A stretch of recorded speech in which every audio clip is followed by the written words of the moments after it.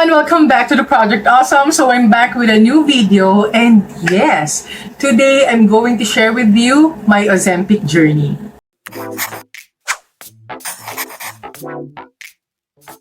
So yes, I'm an Ozempic user now. Kasi nirecommend yan ng doctors ko, yung OB ko at saka yung internal medicine doctor ko. Yung OB ko talaga yung unang nag-suggest, tapos parang sinuportahan na lang nung IM doctor ko. Ganito kasi yan, backstory lang, kung napapanood nyo yung mga previous health videos ko, then you'd know na meron akong problem sa reproductive system ko. Meron akong myoma at kumakapal yung mattress ko. Kaya last February, nag-undergo ako ng raspa kasi kailangan ngang mapanipis yung mattress ko. Ngayon, yung paglaki ng myoma ko at yung pagkapal ng mattress ko, isa sa nagiging dahilan yan ay yung mataas na level ng estrogen sa katawan. Sadly, according to my OBGYN, malaking contributing factor yung pagiging mataba kasi yung fats malakas siyang mag-produce ng estrogen. So sa case ko, kailangan ko talagang mag-lose ng weight. Guys, kasi bata pa ako, talagang mataba na ako. As in bata pa lang, siguro nag-start ng mga 3 years old pataas, ayun, talagang mataba na ako. After kong maraspa, ang ginawang plan ng OB ko sa akin ay nilagyan niya ako ng IUD. So yun yung health plan ko ngayon. Nilagyan niya ako ng IUD para matulungan na hindi na ako mag-bleed palagi. Kasi kapag nagbi-bleed ka, mas lumalaki din si myoma. Tapos isa pa yung IUD na yon, naglalabas siya ng gamot, yung hormonal IUD ko, naglalabas siya ng gamot para makontra or makounteract yung pagdami ng estrogen sa katawan ko. And recently, nag-start na rin ako ng injectables para talagang full force na malabanan yung estrogen sa katawan ko kasi hanggang ngayon kumakapal pa rin yung mattress ko. But that's a story for another video or for another time. Anyway, aside sa mga contraceptives na yan na meron ako ngayon, ang number one na kailangan kong gawin is to lose weight. I was actually at my biggest nitong nag-start ako ulit magpa-check up sa mga OB ko, and I was 305 pounds at that time. Kahit na matangkad ako 5'10", pero still, sobrang obese pa rin yung 305 pounds. So, ang sinadjust ng OB ko, since meron din akong diabetes, na-diagnose na din ako ng type 2 diabetes, what if mag-Ozempic daw kaya ako para matulungan din na gumaling yung diabetes ko, at isa pa, parang pang jumpstart lang sa weight loss ko, ganon. Kasi alam naman natin na mahirap magpapayat, lalo na sa age ko ngayon na 35 years old na ako, and sobrang laki ko, diba? So, sinadjust niya yung Ozempic. Nung una, parang hesitant ako na napapalunok ako, hindi ko alam kung gagawin ko talagang mag-take ng Ozempic kasi it's pricey, it's mahal, and hindi siya basta-basta. I've heard and read things about sa mga side effects niya, ganon. Pero wala, dahil naisip ko talaga yung health ko and marami pa akong gustong gawin sa buhay ko. Number one, naisip ko yung family ko, lalo na yung parents ko, na gusto ko pa silang maalagaan at makasama ng matagal. So sabi ko, sige, laban na. Mag-start na ako ng Ozempic ko kung makakatulong yun talaga sa mga problema ko sa health ko. Ang sinadjust lang naman sa akin, kahit daw 6 months lang ako mag-Ozempic, pero kung tutuusin, pwede mo siyang tuloy-tuloy gamitin yung Ozempic kapag ka daw nag-clear na talaga yung diabetes mo or pag na-reach mo na talaga yung tawag dito, yung weight goal mo, ganon, sabi ng IM doctor ko. So, nakaka 3 months na ako ngayon, and let's talk about Ozempic. So, nag-start ako ng Ozempic nung March 4. That was my very first shot day or turok day, kung tawagin ko. Ang nag-suggest sa akin yung OB ko, diba? Pero nirefer niya lang ako dun sa internal medicine doctor ko. So, saan nabibili at magkano ba ang Ozempic at kailangan ba ng reseta? Available siya sa Mercury Drugstore and sa Watsons. Yung dalawang pens na kasing binili ko, sabi nga ng doctor ko, kung kaya naman daw, kunyari may budget ka na, may pambili ka na ganyan, bumili ka na ng 2 to 3 pens kasi madali talaga siyang maubos, madali siyang out of stock kasi nga, maraming gumagamit sa kanya na for weight loss lang, ganon. Alam naman natin yan, sikat na sikat sa mga celebrities yan, diba? So ako, since may hawak akong money nun, bumili na ako ng 2 pen. Nabili ko siya sa Mercury Drug, pero again, available din siya sa Watsons. At ang price ng isang Ozempic pen, regardless of the dosage, I guess, kasi tinanong ko kung magkano yung 0.25 na pen, 7,650, and same lang siya ng price ng 1 mg pen. At oo, kailangan po ng reseta. Para safe and sure tayo, di ba? Pareseta na kayo. Alam ko maraming nagbebenta ng Ozempic parang sa mga black market. Yung iba naman doon legit, pero hindi lang, ayoko lang bumili sa ganun kasi gusto ko talaga guided ako ng doctor. So gusto ko talaga yung may reseta, tapos lagi akong namomonitor ng doctor ko, ganon. So anong dosage po yung kailangan at saang dosage ka magsisimula? Actually, it depends on your case, your health situation, at depende sa doctor mo. ko. So, kung meron kang mga sakit like diabetes, ganyan, mas maganda sigurong magpapalaboratory ka muna para na monitor ng doctor mo kung ano ba talaga yung health status mo. So, nagbase yung doctor ko sa mga laboratories na napagawa ko na, ganyan. Nung time na yon mataas pa talaga yung sugar ko. Pero kapag ka kasi nag-o-Ozempic, usually, nag-start ka sa pinakamababang dosage, which is 0.25 mg. Pero meron akong ibang mga nag-comment sa mga videos ko before na yung iba nag-start na sila agad sa 0.5, yung iba nag-start na agad sa 1 mg. Pero usually, start ka muna sa pinakamababa, 0.25, and ganun yung nangyari sa akin. Pinagsimula muna ako sa 0.25 mg. So, isang buwan na 0.25 mg, and then after a month, bumalik ako sa doctor ko, tinaas niya na ng 0.5 mg. And then after another month, bumalik na naman ako sa kanya, and this time, nagpa-lab test na ako ulit, pinalab test niya na ako, and it turns out na nagno-normal na yung sugar ko, na nagno-normal na yung sugar ko, as in nasa normal range na siya. Pero, FYI lang guys ha, bukod sa Ozempic, meron pa rin akong oral medication for my sugar. So, sabay yon. And ayun nga, nagno-normal na siya. So, nitong huling punta ko sa kanya, hindi niya na tinaasan yung Ozempic dosage ko. As is na lang daw ako sa 0.5 mg kasi maganda naman na daw yung sugar ko, ganyan. Pero tuloy pa rin yung oral meds, kasabay pa rin ang Ozempic. Siguro kaya tuloy pa rin yan para mas bumaba pa yung sugar ko and protection na din. Paano gamitin ang Ozempic pen? Okay guys, so ito yung isang box ng Ozempic pen. Ito na yung unang pen ko. Wala na to, ubos na to.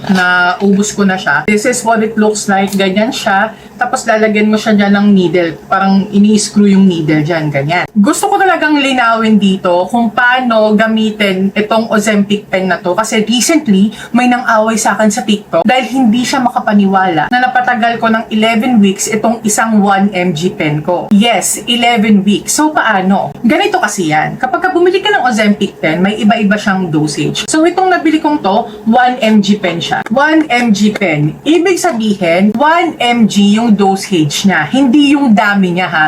Yung dosage nito, 1 mg pen siya. Tapos nakalagay dyan, once weekly. Tapos, itong isang 1 mg pen na to, meron tong 4 shots ng 1 mg. Tapos, ayun nga, once weekly lang yung pagturok sa kanya. So, basically, 4 na beses mo lang magagamit itong isang 1 mg pen na to. Kung ang dosage mo is 1 mg na. Okay? Nagagets nyo ba? Sundan nyo ako ha. Meron ding mabibiling pens na 0.25 mg lang yung dosage, merong 0.5 mg, merong 1 mg pen, merong 2.5 mg pataas ng pataas, ganon. Ang kagandahan sa 1 mg pen, pwedeng gamitin mo to kahit na 0.25 mg pa lang yung nireseta sa'yo. Paano? Pwedeng kunin mo lang dito yung 0.25 mg, may certain clicks ka lang na gagawin. Ito, naiikot to, kaso dahil ubus na siya, hindi na siya masyadong naiikot, pero try natin.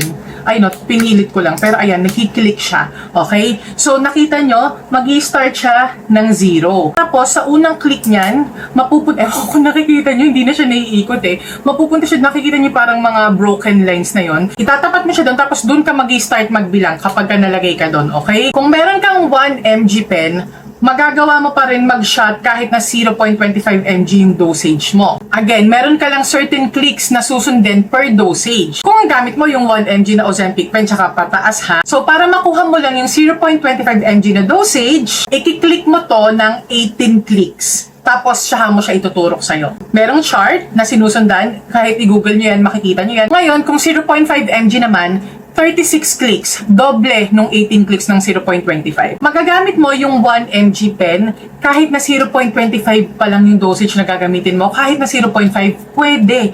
Ang nagturo niyan sino? Yung doctor ko. Actually, bago ako magpunta sa doctor ko, napanood ko na yan sa YouTube na pwede mong gawin, pero ayokong basta sundin yon kasi gusto ko marinig ko mismo sa doctor ko. At ganun din naman yung tinuro niya sa akin. In fact, galing ako sa doctor ko ngayon, binigay niya yung reseta.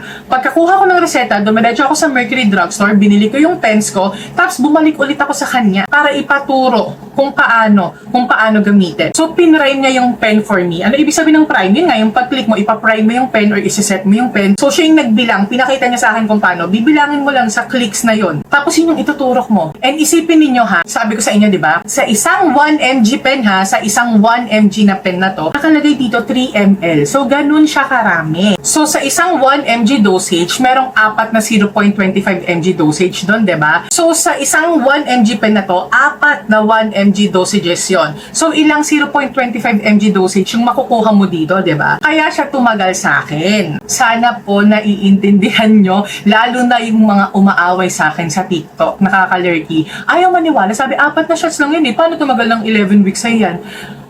kahit ilang beses ko yatang i-explain sa kanya doon, ayaw niyang tanggapin. Kung ang bibilin mo namang pen, yung 0.25 mg na pen lang, ayun, 4 na shots lang talaga yung magagawa mo doon. Hindi mo mapapatagal kasi nga, ang dosage nun, 0.25 mg lang. Kaya nga, ang direko ng doktor ko sa akin, bumili ka na ng 1 mg na pen para marami kang magawang dosage doon. Sabi niya sa akin, tatagal yan ng mga 2 months sa'yo. Hindi rin ako naniniwala. 2 months, Dok? Akala ko 1 month lang. Akala ko 4 shots lang siya. Hindi, matagal yan, sabi niya. Kasi nga magsisimula ka muna sa maliit na dosage. And ayun pala kasi yung eksena doon. So sana naiintindihan nyo na. So ayun nga, kung bibili kayo ng 1 mg pen pero 0.25 mg lang yung dosage nyo, each time na gagamitin nyo siya, i-click nyo siya ng 18 times. Kapag ka naman 0.5 mg na kayo, i-click nyo siya ng 36 times. So each time na ituturok nyo siya, gagawin nyo yung clicks na yon. Eh bakit nga 11 weeks yung tinagal nito sa akin? Ganito yan. Dapat 'di ba 4 times lang ako makakapag 0.25 mg kasi 1 month na ganon. Hindi ako nakabalik agad sa doktor ko. So nagawa ko siyang 5 weeks ng 0.25 mg. So after 5 weeks, saka pa lang ako nakabalik sa doktor ko. So dun pa lang niya tinaas ng 0.5 mg. Tapos yung bumalik nga ako sa kanya, pinag-as-is niya pa rin ako sa 0.5, hindi na pinataas. And ang nangyari, medyo marami pa rin natira dito sa first pen ko na to. And nakalimang 0.5 mg pa ako. So that's a total of 10 weeks. Pero 11 weeks yung tinagal nito sa akin. Pero pagdating dun sa 11th week, hindi na siya umabot ng 36 clicks, which is equivalent to 0.5 mg. Umabot na lang siya ng 24 clicks. Binilang ko. And tinignan ko sa chart yung equivalent ng 24 clicks. Parang 0.33 mg lang siya. Pero tinuro ko pa rin siya para lang maubos na yung pen na yon. And ayun yung nangyari. Kaya umabot siya sa akin ng 11 weeks. Kailangan lang talaga guys, nasa ref siya. Pagka hindi mo siya gagamitin, balik mo siya sa ref. Kailangan nandun lang siya. Hindi mo pwedeng ipatagal na nasa labas siya ng ref kasi madali siyang masisira. So kailangan nasa ref siya. So ganun yung nangyari sa experience ko. 11 weeks siyang tumagal. Lagi lang siyang nasa ref. Ilalabas ko lang of course pag gagamitin tas balik agad. And nung sinabi ko sa doktor ko na ganun nagtagal yung isang pen ko sa akin, wala naman siya sinabi sa akin na hala hindi na pwede yun. Sabi niya lang sa akin, sabi sa'yo tatagal yan eh. I'm guided by my doctor and yun yung naging experience ko. So dun siya nagagalit sa akin. Hindi ko alam ba't siya nagagalit sa akin kasi yun yung naging experience ko eh. Bakit naman ako magsisinungaling sa naging experience ko, di ba? Ano naman mapapala ako kung nagsinungaling ako doon? Kung pagsisinungalingan ko na napatagal ko siya ng 11 weeks, hindi naman ako dealer. Kinikwento ko lang yung nangyari sa akin. Eh, Miss Bing, di ba 4 na needles lang yung kasama sa isang box? So, dahil napatagal mo siya ng 11 weeks, anong needles yung ginamit mo? Good question yan. May nagtanong sa akin yan sa TikTok. Actually, yan din yung unang tinanong ko sa doktor ko nung sinabi niyang tatagal to. Sabi ko, Dok, paano yan? 4 na needles lang pala yung kasama dito. Sabi niya, di bumili ka ng needles na yun. Sabi niya, nakakatawa yung doktor ko na yun eh. Sabi niya, bibilin mo lang, tignan mo kung anong klase ng needles siya. So, nakalagay naman dyan kung anong klase ng needles yan. Tapos, mabibili daw sa mga Mercury. Pero ako, nakabili ako sa Shopee. Nasimulan ko nga siya March 4 and that was a Tuesday. So, lagi na akong nagtuturok every Tuesday. And since it's Tuesday today, it's turok day. So, magtuturok tayo ngayon. So, saan ba siya tinuturok? Tinuturok siya sa tiyan, sa fatty part. Parang sa mga bilbil nyo, ganun. Hindi ko mapapakita yung tiyan ko sa inyo kasi ayoko lang. Tapos, napanood ko na maganda daw yung medyo malapit sa pusod nyo. Hindi naman sobrang lapit at hindi rin mismo sa pusod, okay? Doon lang sa area around the pusod, tsaka doon sa fatty part. So, doon ko siya tinuturok. Pero, huwag kayong magturok over and over sa isang spot lang kasi magpapasayan eh. Tapos, syempre, minsan, baka yung iba sa inyo, baka magpeklat kahit na maliit. Sobrang nipis at sobrang liit ng needles, guys. You will barely feel it pagka tinurok mo na siya. Promise talaga. Pero still, nagpapasa ako every time na nagtuturok ako. Maliit lang naman. So, magturok kayo sa iba-ibang parts, basta dun sa fatty parts ng tiyan nyo. So, ito yung pen ko ngayon, guys. Kinuha ko lang siya sa ref ngayon. Ito yung needles na kasama. 32G4mm. Ayan.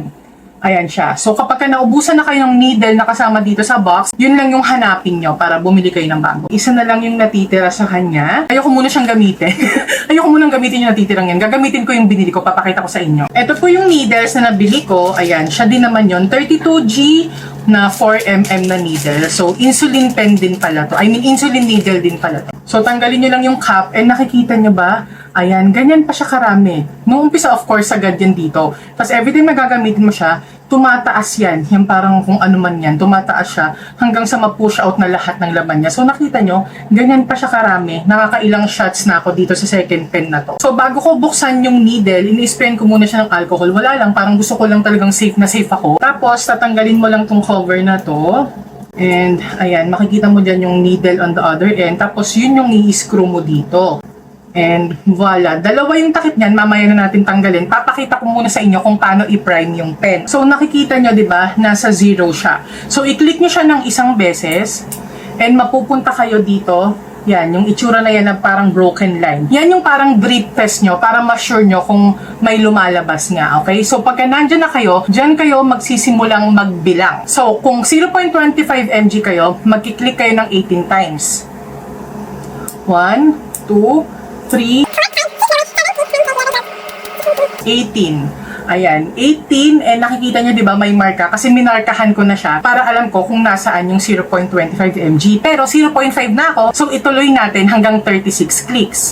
19, 20, 21, 22, 23, 24, 25, 26, 27, 28, 29, 30, 31, 32, 33, 34, 35, 36. And ayun, meron din akong marka sa 36 click ko. Ayan. So, ngayon naka-prime na siya. So, pwede na natin niyang ituro. Hindi lang kasi ako comping ipakita pa sa inyo yung chan ko, guys. Okay? So, please excuse me. Pero, i-sprayan ko muna ng alcohol yung area. Siyempre, kailangan yung linisin yung area. Parang pagka kinukuhanan tayo ng dugo, di ba? Nililinis muna ng alcohol yung area. Ako talaga, nilulunod ko ng alcohol yung skin ko, yung area.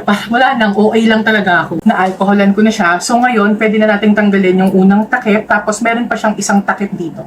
Tanggalin din natin yan. Ayan. Ayan, ganyan lang siya kanipis, guys. Ganyan lang. So, here we go. Ituturok na natin to. Ayan, naturok ko na. Tapos maririnig yung click. Naririnig nyo ba? Done na. So, bilang kayo ng 6 seconds before nyo i-release. 3, 4, 5, 6, and then, release the pen. And done na. O, nakita nyo, tumaas na siya ulit, guys, diba? Nabawasan na. Para lang makita nyo na naturo ko siya, and nakikita nyo, may konting dripping pa dun sa tip ng needle. And that's it. Ayun lang, guys. Ganun lang kadali yung pagturo. Tapos, for safety lang, especially sa mga basurero natin, ibalik nyo yung cap. Tapos, tatanggalin ko na siya, diba? I-unscrew ko na siya. Tapos, ibabalik ko muna yung takip ng Ozempic ko. Tapos, yung isang cap niya, yung mas malaking cap, itatakip ko siya doon sa kabilang dulo, yung nakausli pa rin yung needle, diba? Yung tinurok natin sa Ozempic. Nagaganyan ko sila parang double-ended covered para walang nakausling needle. Tapos, dapat meron kayong lalagyan na parang biohazard. Sorry, may nag-notify. May mga bumibili ng mga biohazard na mga bottles. Pero ako, hindi na ako bumibili ng ganun. Gumawa na lang ako. Delight bottle, binutasan ko. So, nandyan yung mga used needles ko. Ayan. Tapos, kapag napuno ko na yan, babalutin ko yan ng tape or whatever para talagang walang makalabas. And saka ko itatapon para hindi mapahamak yung mga basurero natin. Okay, tandaan niyo yan, ha? Actually, nabasa ko at napanood ko sa TikTok na mas maganda daw na iba-ibahin mo yung areas ng shots mo. So, pwede daw sa upper thigh, doon din sa fatty part. Pwede rin sa likod ng arm, dito sa fatty part dito, bandang likod, sa fatty part ng arm. And ayun nga, sa chan yung pinaka-common. So, tinry ko sa hita ko, walang masyadong effect. Tinry ko sa arms ko, merong effect. And lesser yung side effects. Pero, lesser din yung weight loss effect niya nung week na ginamit ko siya sa arms ko. So, bumalik na lang ako sa chan kasi pansin ko na, although mas may side effects sa chan, pero mas naglo-lose ako ng weight kapag sa chan ako nagtuturok. So, laging doon na lang ako nagtuturok. Pero yung ibang mga nababasa ko, mas hiyang sila sa arms, mas hiyang sila sa thighs, pero yung iba, mas marami akong nakikitang mas hiyang, bukod sa chan ha, mas marami akong nakikita or napapanood na hiyang sila sa arms nila. Pero ako, mas gusto ko sa chan kasi nga, mas nakakita ako ng weight loss effect sa kanya. So, ayun guys, tuloy-tuloy pa rin naman yung paggamit ko ng Ozempic and I'm still on my second pen pero sa tingin ko paubos na siya. Of course, update ko kayo sa mga magiging progress pa. So, para makakuha kayo ng updates and follow-ups, please don't forget to subscribe here in my YouTube channel para ma-notify kayo pag meron tayong mga bagong videos kagaya nito. Sana nakatulong po sa inyo itong video na to and please, kung meron kayong ibang mga questions about this, mag-comment lang kayo sa baba. Pero please din, do your own research as well pero pinakamahalagang gawin nyo ay talagang kumonsulta kayo sa mga doktor nyo kasi sila lang talaga yung makakatulong sa atin. Syempre, mas alam nila yan, diba? So, ayun, magpag-guide lang kayo lagi sa mga doctors nyo. So, yeah, that's it for this video. Thank you so much for watching. Sana nakatulong ng malaki sa inyo ito. And I hope to see you in my next one, you guys. Stay awesome and accomplish your mission. Bye! Road to better health na talaga tayo.